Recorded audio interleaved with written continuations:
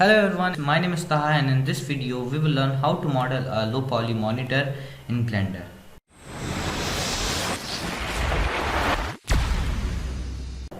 So in order to start with, first go to front view by pressing numpad 7 and shift A, add a cube, and S, scale it around Z axis by pressing S and Z. Now press tab to enter edit mode, and you can switch between face selection mode, edge selection mode and vertex selection mode by clicking these buttons, or 1 for vertex selection, 2 for edge and 3 for face selection mode. Select this face, intrude it, and now just intrude it one more time by pressing I over here and extrude it by pressing E. This will be the stand, so you have to add a loop cut over here. To press Ctrl R, add a loop cut over here.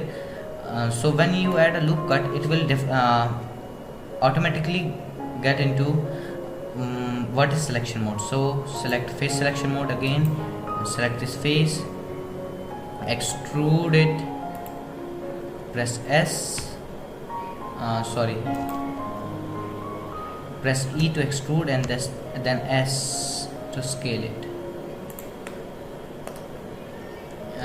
Scale it one more time and scale around Z axis, scale around X axis, come to front view and then extrude it about here. This will be the thickness,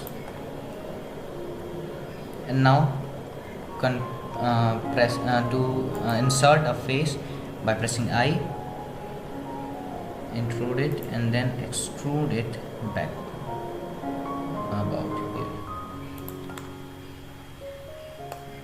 This is basically a low poly model, so press tab to get into object mode,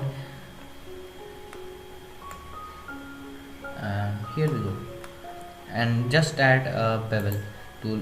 Click on modify properties, add modifier and select bevel. Increase the width up to 1.5, 1.6 and increase the segment up to 5 and apply it. Now we have a low poly model, so let's save it by pressing Ctrl S and name it.